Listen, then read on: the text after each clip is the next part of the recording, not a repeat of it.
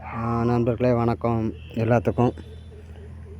நான் இந்த ஜோதி AK code ஃபார்ம்லேருந்து புதுசாக ஒரு செட் அடிக்கிறதுக்கு தேவையான அளவுக்கு எல்லாம் ரெடி பண்ணி இந்த புல்லெல்லாம் கட் பண்ணி எடுத்து எல்லாம் ரெடி பண்ணி வச்சுக்கிட்ருக்குறோம்.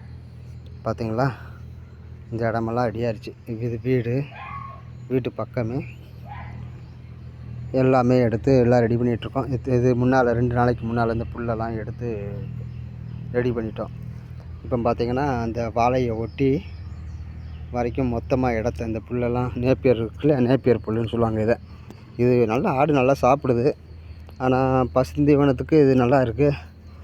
இதெல்லாம் ரெடி பண்ணால் தான் ஆட்டு பண்ணை அமைக்கிற மாதிரி இருக்குது.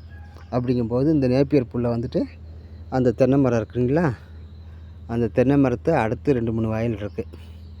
அதில் நேப்பியர் புல்லை வளர்க்கலாம்னு ஒரு பிளானில் இருக்குது. இது ஒரு மாமரம் நம்ம வீட்டில் முன்னால் இருக்குது. இது செட்டோட ஓரமாகவே வச்சுக்கிற வேண்டியதான். இது சப்போட்டா மரம். இது நேந்திரம், நல்ல ஒரு வாழை. அதனால் இது இன்னும் எடுக்கிறதுக்கு மனசு வர மாட்டேக்கு. செட்டுக்கான இடத்துல தான் இருக்குது.